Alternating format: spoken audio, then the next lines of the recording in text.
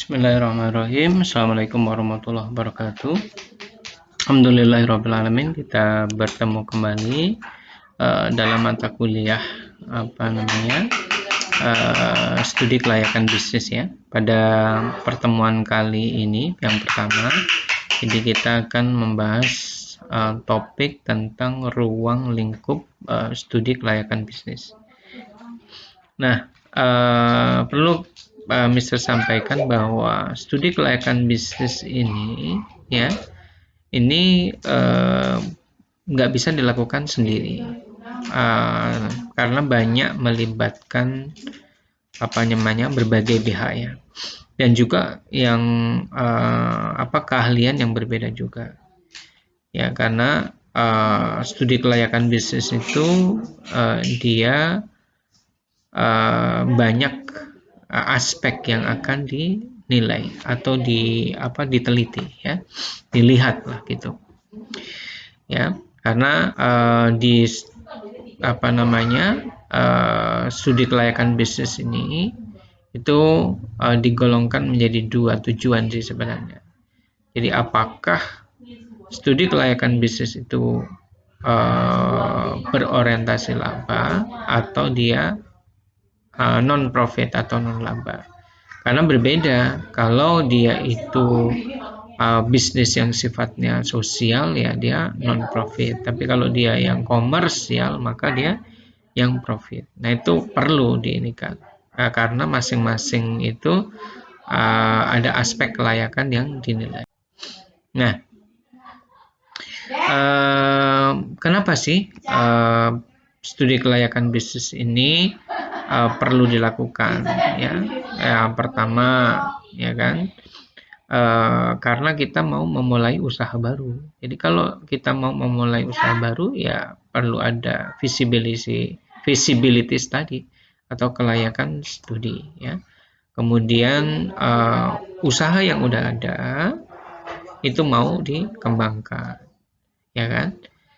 Nah, hal lain lagi juga karena ingin memperbaiki sumber dayanya supaya bisnis itu berkembang ya kan. Kemudian juga berkaitan juga dengan optimalisasi profit ya, atau maksimasi laba, karena usaha yang sudah berjalan kalau profitnya hanya pas-pasan saja atau kecil, maka perlu diadakan studi kelayakan bisnis ya, supaya bisa dilihat mana hal-hal yang harus diperbaiki, dikembangkan, sehingga nanti efeknya itu adalah laba atau profit dari usaha itu bisa lebih optimal.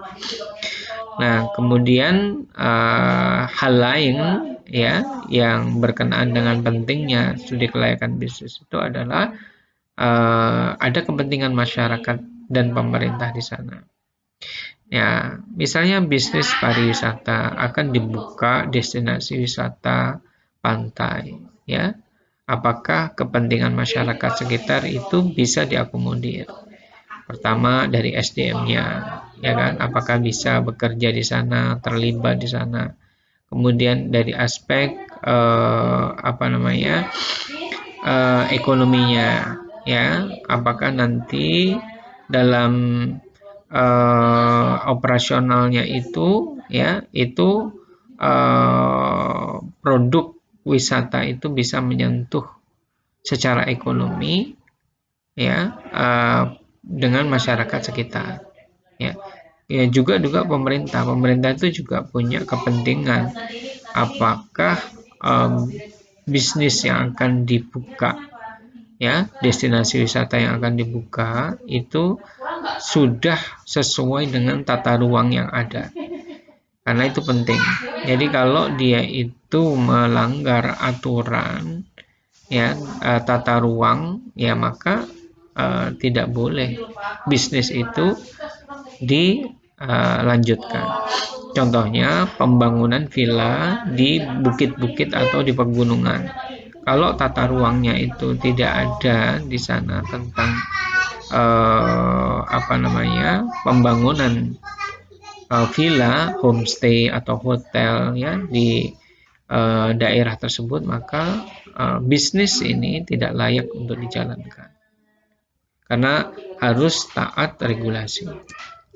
Kemudian siapa saja yang memerlukan studi kelayakan bisnis ini? Ya banyak. Ada investor, orang mau bisnis di bidang pariwisata, investornya nagih dong dia. Gimana? Kira-kira layak nggak kalau bisnis ini dilaksanakan? Kemudian kreditor itu yang mau memberi pinjaman, memberi kredit. Nah, kira-kira kalau bisnis ini dijalankan, dia mampu nggak ya membayar angsuran kreditnya? Kan itu penting dia. Juga manajemen perusahaannya, ya, apakah pengelolaannya ini bisa layak untuk dijalankan bisnisnya? Kemudian pihak pemerintah dan juga masyarakat, ya seperti yang Mr. terangkan tadi. Nah, tujuan studi kelayakan bisnis ya itu untuk menilai apakah usaha atau bisnis itu layak untuk dilakukan atau tidak. Kemudian yang kedua ya kalau bisnis itu sudah mulai jalan, sudah dilaksanakan ya antara dua, optimis jalan terus atau pesimis untuk tutup.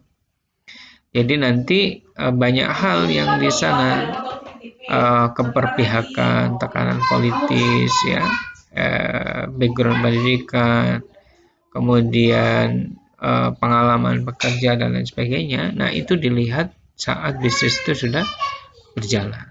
Nah inilah yang menjadi tujuan kenapa sih studi kelayakan bisnis ini dilakukan.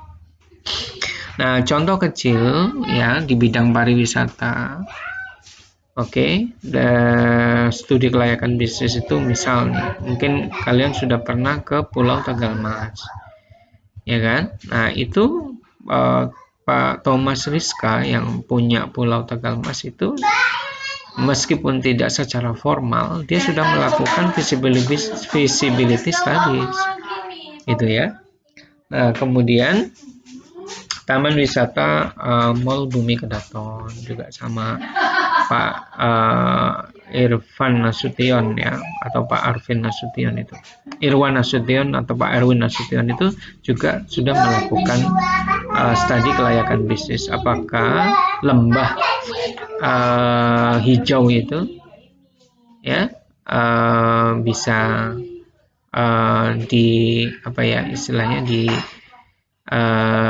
dijalankan ya. Oke. Oh ya, Taman Wisata Bumi Kedaton itu punyanya Pak Sahrudin ya, lupa, bukan lembah hijau, bukan Pak Erwin Nasution ya, tetapi Pak Sahrudin. Nah itu Taman Wisata Bumi Kedaton yang mungkin kalau saat ini ya kurang booming ya, kurang viral. Tapi di awal-awal berdirinya itu luar biasa karena dia konsepnya itu kan ada hutan juga di sana, ya. Oke, kemudian homestay, ya kan, homestay, villa, kemudian desa wisata, ya kan. Kemudian kalau di kampus kita itu ada agroedurism Polinela. Ya itu juga diadakan studi kelayakan bisnis. Jadi agroedurism sebelum dibuat itu Mister presentasi dulu. Jadi membuat proposal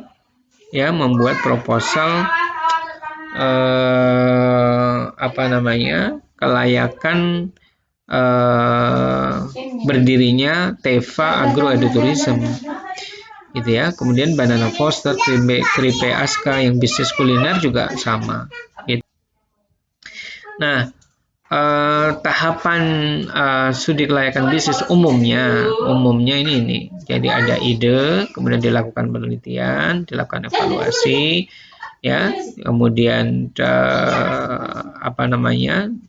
tahap pengurutan proposal yang layak ya. Kalau dia mau memulai bisnis, kemudian tahap rencana pelaksanaan proyeknya, kemudian tahap pelaksanaan proyek bisnis. Jadi masing-masing atau setiap tahapan itu dievaluasi, ya gitu. Kemudian aspek apa saja sih yang dilihat dalam studi kelayakan bisnis? Ya, itu salah satunya adalah pemasaran. Ya, kenapa pemasaran? Karena pemasaran itu urat nadinya bisnis. Maka aspek pemasaran ini menjadi penting. Jadi suatu bisnis itu pakai konsep pemasaran seperti apa? Gitu. Program dan pembiayaan pemasarannya bagaimana? Konsep pasarnya, kemudian target marketnya, sasaran pasarnya seperti apa? Kemudian estimasinya gimana? Kemudian produknya, mereknya, kemasan, label, harga, bagaimana mempromosikan, kemudian mendistribusikan, itu menjadi aspek pemasaran yang diteliti di dalam studi kelayakan bisnis ini. Ya. Sehingga nanti dari melihat aspek pemasaran dan pasar ini, itu nanti ada rekomendasi, mungkin ada kelebihan, ada kelemahan, ada kekuatan, ya, SWOT-nya gitu ya. Nah, nanti ada rekomendasi untuk supaya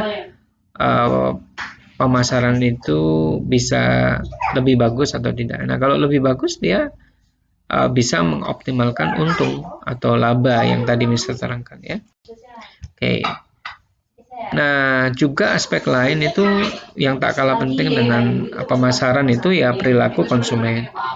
Jadi perilaku konsumen yang menjadi yang menjadi customer perusahaan itu seperti apa, ya, faktor-faktor yang mempengaruhi konsumen membeli produk, ya kan, sikap konsumen saat membeli, sebelum membeli, setelah membeli itu seperti apa, ya kan?